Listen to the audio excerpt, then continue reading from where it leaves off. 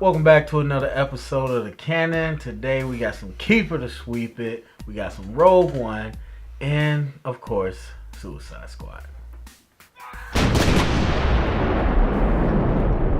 Alright, so for our first bit of news, we have Rogue One, a Star Wars story. Officially, what's his name? Gareth Edwards is no longer in charge of this production. We have Tony Gilroy has taken over of post-production for this movie. He's a guy that was an uncredited writer for the script. He's also worked with Gareth Edwards in the past on King Kong, or is that what he did, or Godzilla? I don't know what he did. But whatever movie he did, he helped him out. But he's taken over. Now, this was the guy that was rumored to have taken over the reshoots when the executives weren't happy about the tone. So it seems like a lot of those rumors about the reshoots and the tone and Gareth Edwards' version not being that well received, seems like it's true. What do you think about it? Yeah, we had these reports, like you said earlier, with the reshoots and all that. I'm not too worried about it. If it's for the better, then it's for the better. I just hope that we don't get something that's totally different from what we originally thought it was going to be, which can happen with movies, like you saw with Suicide Squad. We'll talk about that. But as long as it's not totally different and went a totally different direction, I'm okay with it. Because whether it's good or not, when you do something like that with a movie, and especially obviously a major motion picture, I don't think it's good for it. I think you should stay true to what you're going to do, because everyone will know that something's not right about that movie, because you sacrificed what you had before, even though you thought it was going to be good afterwards. It just doesn't make for a good movie. Yeah, I don't like it. I feel it's been some weird about this movie for a while, where you really know that Disney in particular is they're strict on their tone and what they want out of the movie, especially with something like a Star Wars. And a lot of fans felt like the anthologies were going to be movies that can be different. Like, yeah, we don't want a lot of violence and war themes in like Episode 8, but in these offshoot movies, this is the time to play with different stuff. And so I personally wanted this war film that we kind of were thinking about, where it wasn't light. It was pretty, dark. It was a Star Wars film. And I think the executives want to keep some of that, but they want to change the tone by, beefing up different scenes and stuff like that. But, the rumors were crazy. It was like 60% of the movie getting reshot. The executives didn't like this, that, and the other. I think this doesn't help those rumors. I think it might confirm some of them for people. A lot of people say, okay, well, they worked together before. This is kind of his go-to guy to do punch-ups on the script and everything. But at the same time, I get that, but it's not a good sign that it officially he's taken over. Oh, yeah. Like, internally, if that was going on, okay, but officially, like, we know it's confirmed now, that sends the wrong message. And like you said, it's Disney. They don't mess around. So I don't think, they're worried about how it looks.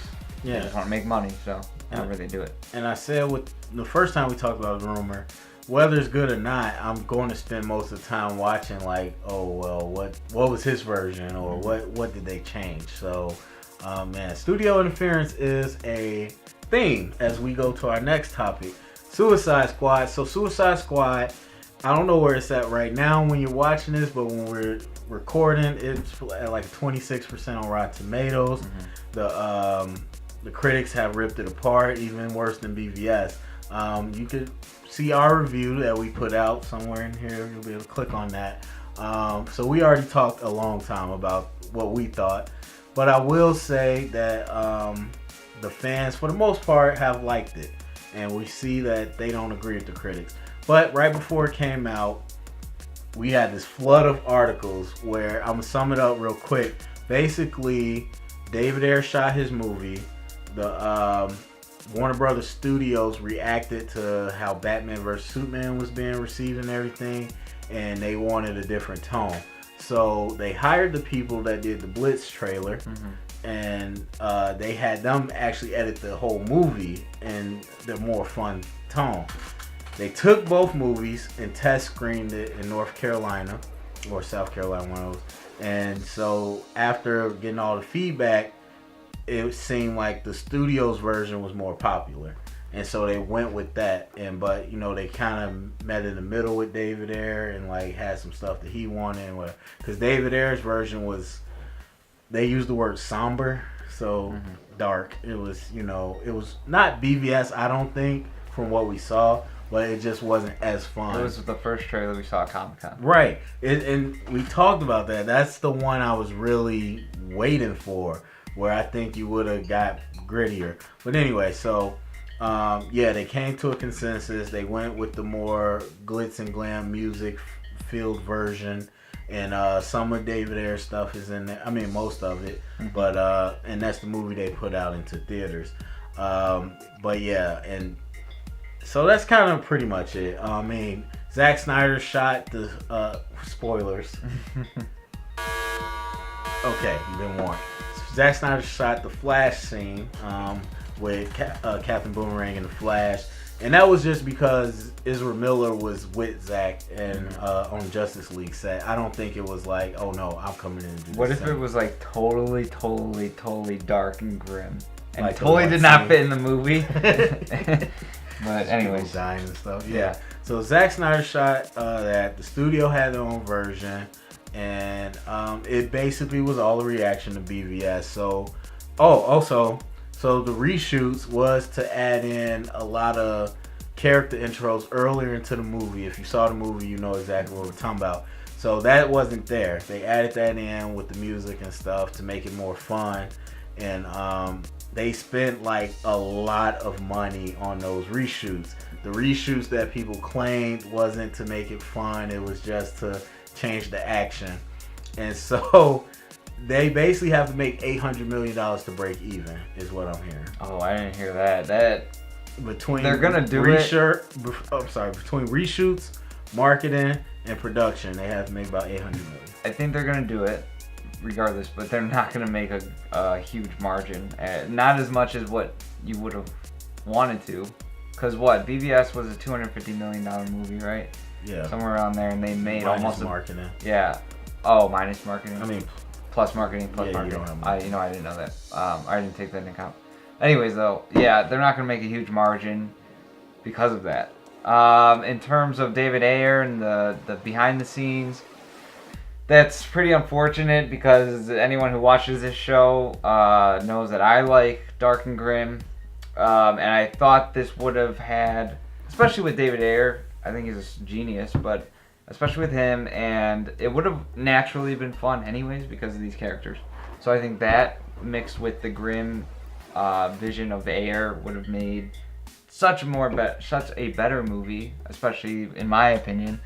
I didn't know though that they spent that much money now. That's pretty upsetting if you're executives out in Warner Brothers. I mean, I think they said they'll be happy breaking even with all things considered. And again, you want to make money, but on certain properties, you only expect to make so much. So I think with this one, you knew what you were getting into. You knew it's an A-list cast, you got to pay them and everything, but you knew the property wasn't popular, so you knew what you're getting into. As far as Warner Bros., I'm conflicted. We talk a lot about studio interference. A lot of fans talk about it, and they're just like, just let them do what they want to do. And you got to realize every movie has some level of studio interference. Some is more than others. But they watch the dailies, the films every day. They send notes to the director. They say, okay, well, we want this, we want that. And so there's parts of your favorite movies that might have been studio driven, and usually you never know. It's not as public. In this world, we hear more because of social media, but throughout history, you never know what's the director, what's this writer, what's the studio. So to say there should be no interference, I can't say that because sometimes studios are right. And for me in particular, I'm really conflicted because I love this movie, and so this is the studio's version. While I was going into it like, F the studio, man, just let David Ayer do what he wants. And I'm watching, I'm like, well, I really like that. So I still think David Ayer has a version that's as good. I love the Grounded and Gritty too. But, you know, it's hard to argue with it. And so that's why I'm conflicted. However, I will say, as much as DC has momentum with Justice League and Wonder Woman, the DCU continues to scare me. And it's not because of DC, like I said. It's because of Warner Brothers. They're reactionary. Whether it turned out good or not for you, the actual movie, the fact that they felt they had to change Suicide Squad because of what happened with BVS is ridiculous to me. And so, even though if this works out and it makes money, this just tells me that in the future, if something goes wrong, they're just gonna panic. And yeah, I mean, I don't really have much more to say. It's pretty disheartening to have you put it like that. So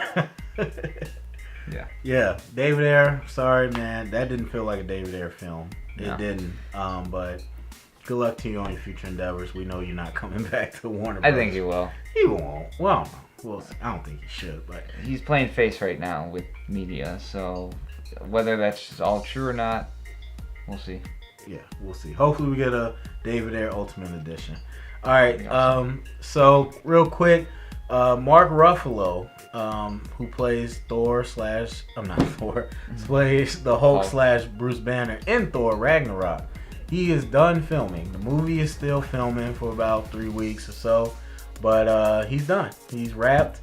Only doing 3 more weeks? I meant they've been shooting for 3 weeks. Yeah. So Thor has been shooting for 3 weeks. It's been a long day. Thor has been shooting for 3 weeks, and Mark Ruffalo's done. Yeah. A lot of fans have speculated that means that there's little Bruce Banner and a lot of Hulk. What do you think?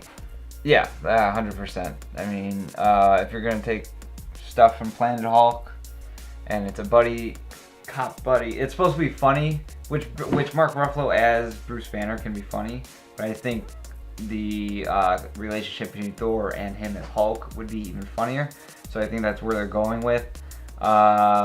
It's just funny to me to hear that one of the main actors is done in 3 weeks, so I understand. I mean, mostly CGI. Yeah, half your character is CGI. Yeah, so yeah, I'm not surprised.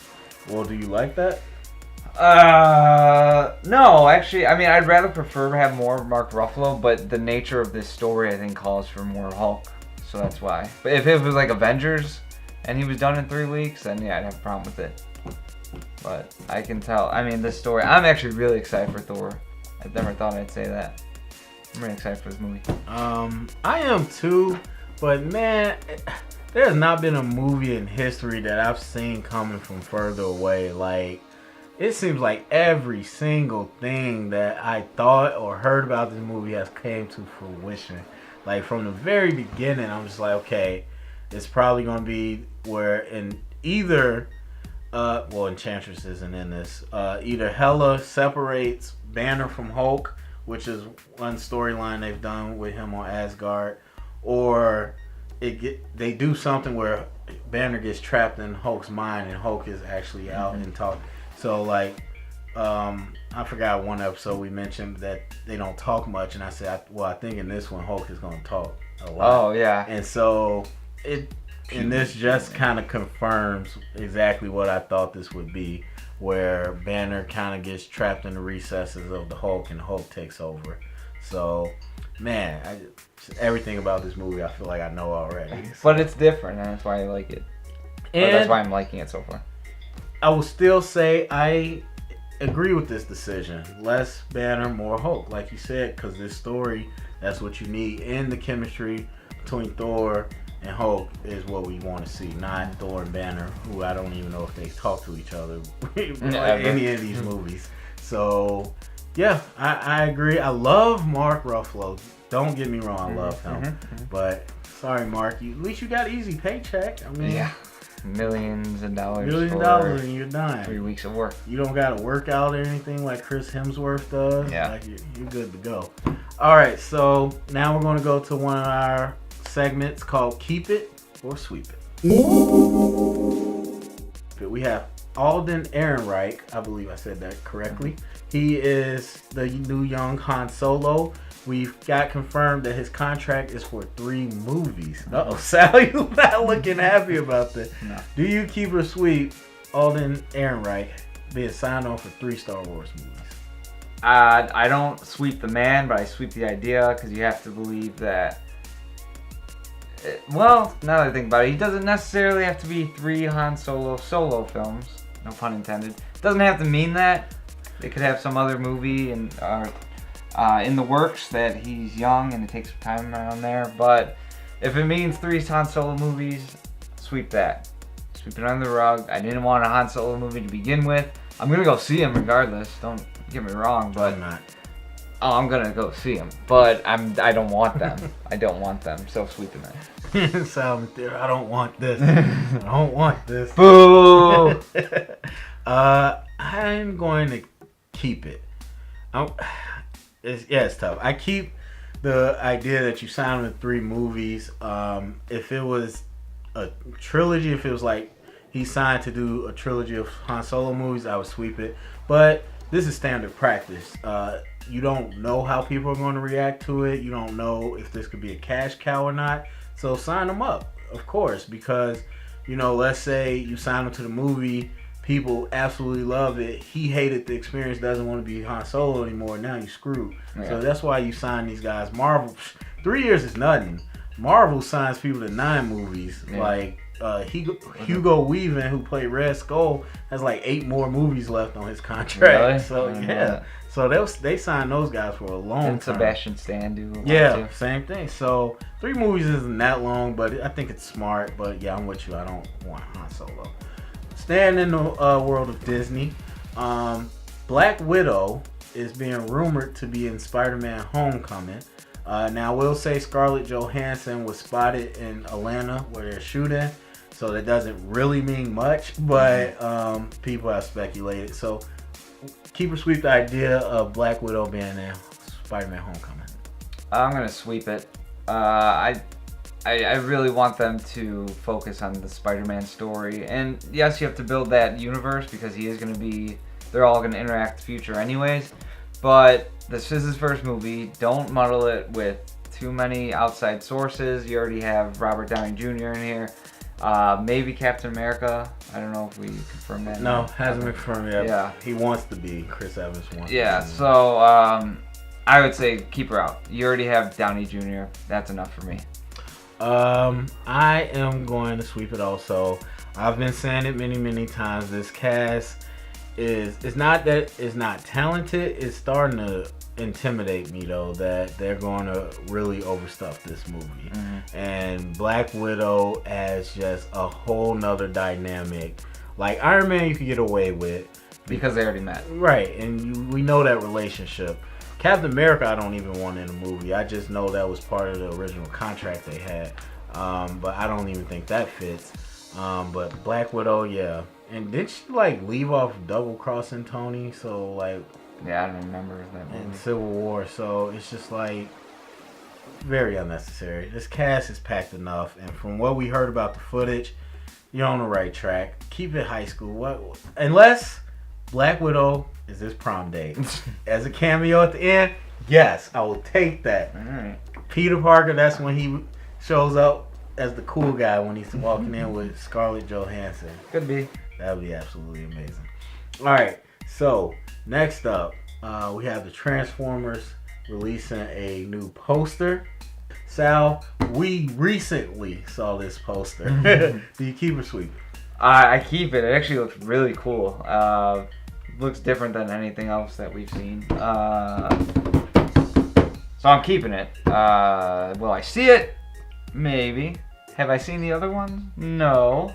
But we'll see how I feel about this one after this poster. Because it does look really cool. I'm looking at it right now. It's called The Last Knight. He looks like a knight. And he's fighting something. Looks like Godzilla. So maybe they're doing a crossover that we don't know about. Go ahead. What's your... Yeah, I keep it strictly the poster. Not sold on a movie or anything like that. But yeah, this poster just looks... I don't know. Something about it. I'm not sure exactly what it is. It looks... different. It looks a little old school almost. Yeah. So yeah, I have to keep it. Now on the right track with that one. All right. So next up, Director James Gunn, aka the Cannon. I'm just kidding, he's not called that. But from Guardians of the Galaxy, he confirmed that there will be no Infinity Stones, there will be no Infinity anything in Guardians of the Galaxy 2. No Thanos, which we heard from Kevin Feige before, basically saying that this is his own story. Sal, do you keep or sweep the idea that Guardians of the Galaxy is on its own path? I keep it because I think it's gonna be a great movie regardless, and you don't kind of need that. I think that would be a crutch actually, that they'd add all that extra stuff in within the universe. They're sticking to their guns, no pun intended again, because they said that this has no connection to the MCU, at least story wise. So yeah, I like that they're sticking to their guns, and I think that could make for a better movie. Actually, you don't have the distractions of everything else going on in the universe. Totally sweep it, 100%. James Gunn looked us in the face when they said, hey, we heard Ego's in this movie. What'd he say? Ego's not in this movie. Lied right to our face. I don't trust this guy. I mean, if that's the route they want to go, okay. But as far as taking his word for it, no, this guy lied to us. Also, I'm not a big fan of the idea of it being its own thing. Like, MCU needs to thrive together, especially because we know Star-Lord at least is going to be in Infinity War. So they have to be, and you're already connected. I mean, this particular movie might not, create ties to the next story, but you can't just all of a sudden act like you're not in the same universe, if that makes sense. Okay. So next up, Suicide Squad. Again, we did get news that not behind the scenes stuff, but originally Killer Croc's role was going to be King Shark, and then David Ayer said they ended up switching it before production. So just keep or sweep the idea, since we saw the movie, replacing Killer Croc with King Shark. Sweep it. One, because I love Killer Croc.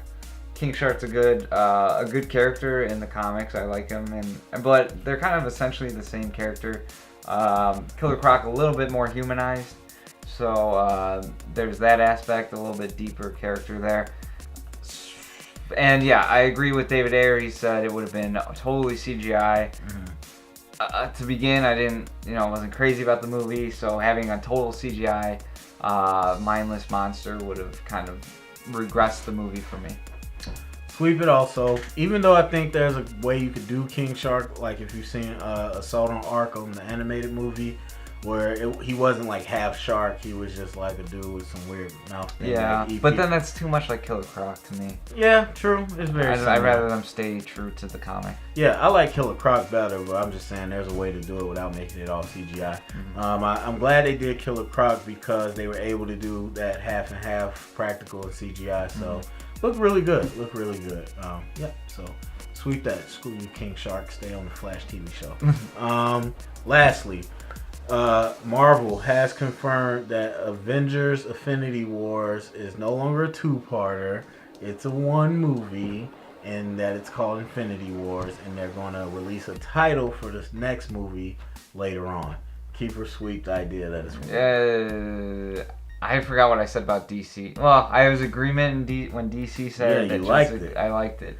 So I guess I have to be in agreement with it. I like that they're doing it, because now they can focus on the one movie itself as opposed to having to continue it.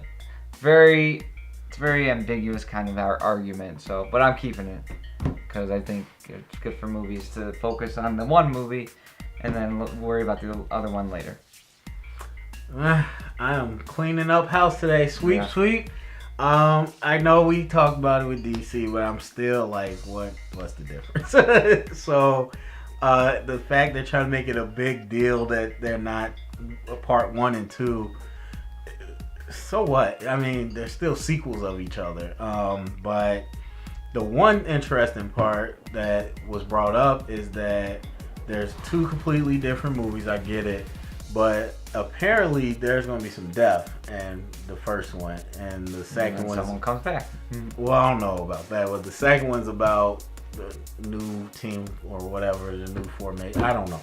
I don't know who So dies. Are we done with the original Avengers after part 2? Or after part 1, maybe? Phase 3, I've always said the contracts are done and they're kind of going to move on. We know Chris Evans kind of wants to move on. RDJ doesn't say he wants to move on, but he does. He has to. He can't keep his talents to this. I mean, well, everything else he's tried hasn't been that good, but we'll see. But I think, yeah, so anyway, I sweep the idea, but real quick, Sal, predictor, let's say 2 characters. If 2 are going to die, what 2 do you think? Iron Man's dying. I've said that since Civil War. Iron Man's dying. And, yeah, I don't know. Hawkeye. Yeah, I've heard that. Iron Man, definitely. I think everybody's picking Iron Man. I think Black Widow's going to die. I was going to say her, but I think she's staying around because she's their only strong woman. But the thing for me is that while we say RDJ, Chris Evans, all of the talent so good they can do other stuff, Scarlett Johansson is the only one that proves she's box office money in other movies. She's the highest paid woman in any movie. And I think she's probably, if any actor is like, okay, I could do other stuff, I think she's the one. So I think she asks to get offed in that movie. Yeah. All right, so that is the show. Sal, any last thoughts, and where can the people find us? Go watch our Suicide Squad review. And yes, and watch this one. You can find us at The Canon Vlog on Twitter or on Facebook, facebook.com/TheCanon. Yes, watch that Suicide Squad review. If you don't want to agree with the critics, then show them by spending money. And also, go Team USA. Rio, clean your water. What's wrong with you? Yeah, it's disgusting. And if you heard it here, it's canon.